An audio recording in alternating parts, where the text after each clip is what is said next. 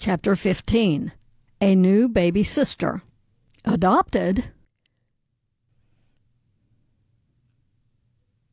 One June day when I was 9 years old, my little brother Tommy and I were playing in the front yard. I loved hanging upside down from a limb on the tree. When all of a sudden, bang!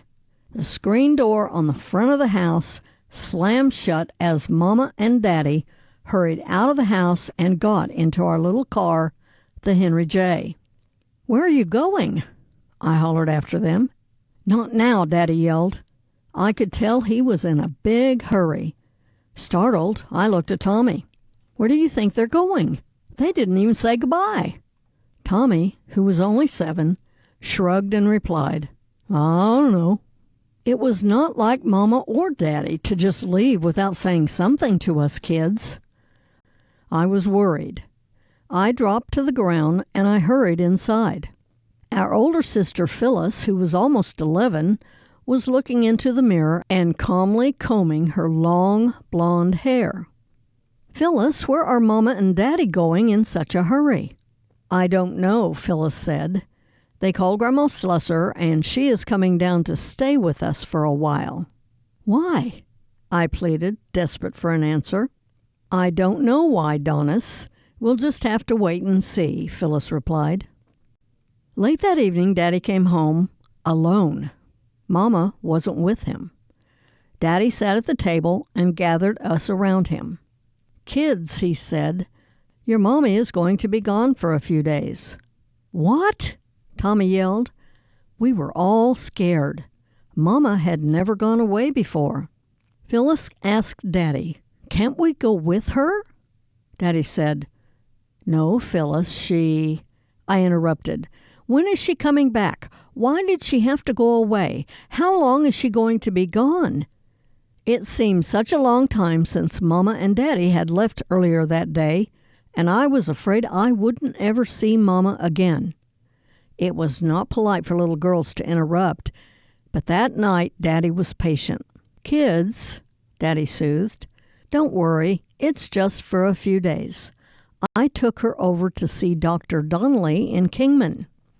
Even more frightened now, I cried, "Why? What's wrong with her? We need her here. She can't stay over there. What's wrong with her?" "Calm down, Donnie girl," Daddy said. "Nothing's wrong. When I bring her home, she will have a little baby girl with her." Dumbstruck at first, we soon understood, and then euphoria set in. We were so happy we danced around the dining room. Then we danced around the living room singing a nonsense song made up just for this special occasion.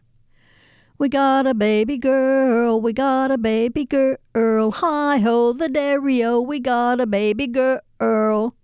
We were so excited. I didn't think I could go to sleep that night, but Daddy told us some bedtime stories, and soon we were fast asleep. The next morning, the whole family was up earlier than usual, still excited from the night before. We even ate the cornmeal mush that Grandma had made for breakfast. "Yuck," Tommy complained. I missed Mama's good cooking. I knew Grandma did her best, but Mama was the best cook in the world. Daddy had already gone to work before us kids got up. It was summer and we ran outside to play. But time seemed to drag on forever while we waited for Mama to come home. We missed her. The big house seemed empty without her there. Daddy did not come straight home after work for a few days. Instead, he went to visit Mama and the baby at the hospital. He didn't come home until late at night. Soon enough, on a day when the summer sun was shining bright, Mama and Daddy drove into the driveway in the little Henry J. Daddy got out first and ran around the front of the car to help Mama out of her side. Then Daddy reached in and lifted a big white woven basket out of the back seat. The basket was long and narrow with 2 carved handles on it that slid up when it was carried and then lay down flat against the sides of the basket to make a bed when the handles were not needed. Daddy was strong and did not have any trouble lifting it. We were excited. Little Lonetta, only 5½ years old, was jumping up and down as Daddy carried the basket, trying to see what was inside. But Daddy held it firm. "Wait, Lonetta, you will see soon enough," Daddy told her. Daddy carried the basket up the front steps and into the house. Tommy and I followed him inside. Daddy placed the basket down on a table just inside the door. "Let me see," shouted Tommy. "Shh, Tommy," Mama whispered. "I should go first because I'm the oldest," Phyllis reasoned.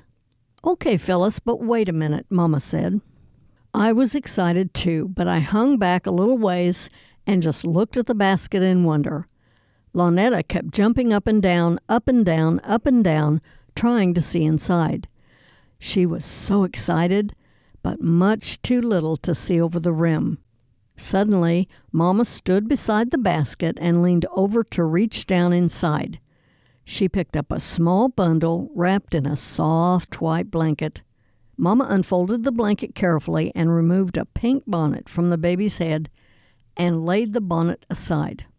Mama carried the baby to a chair and sat down with the baby in her arms. I gasped. I could not believe my eyes. My hands flew to my mouth. "She is your little sister," Mama said. She looked at her 4 older children and smiled. "We have named her Marla June." "Wow," was all Phyllis could say. "Come here, Donnis," Daddy said. "Come and look. She has red hair, just like you." "What?" I could not believe my ears. My eyes flew wide open. Red hair! I was so excited, I started to run across the room to stand beside Mama. "Slow down," Daddy said. I stopped in front of Mama and gently touched the baby's head. I was 9 years old. I had lots and lots of cousins, but not one of them had red hair like me. Cousin Diana Taylor had dark auburn hair, but I thought it was a lot different from my bright red, orange hair.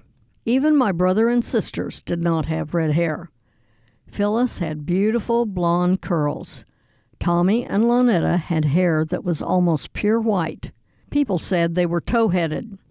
My hair was bright red. In fact, I secretly was starting to believe that I was adopted. I knew what adopted was because our neighbors, Mr. and Mrs. Golden, had adopted a sweet little girl named Colita. And now I had a baby sister with red hair, just like mine. After a while, we kids got tired of sitting quietly. Phyllis went upstairs to read. Tommy and I went outside to climb in our tree, and Lonetta played on the floor with her paper dolls. Every so often, I stopped whatever I was doing outside and ran back inside the house. I climbed up on a chair next to the desk and reached down into the basket, patting the baby, and grinned. Then, not saying a word, I jumped down and ran back outside to play. Mama said, "Max, isn't it nice how excited Donnis is to have a new baby sister?" I didn't tell them what I was really doing. Every time I checked inside the basket, I would gently pull the soft blanket away, pat baby Marla June on the head, and then put the blanket back into place. The baby's hair had not changed color. It was still red. I really did have a red-headed baby sister. I had proof. I wasn't adopted after all.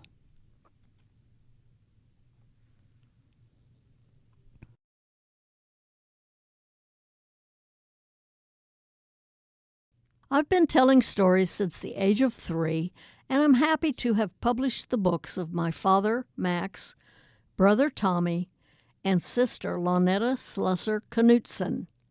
All of our books are published through Amazon and Kindle.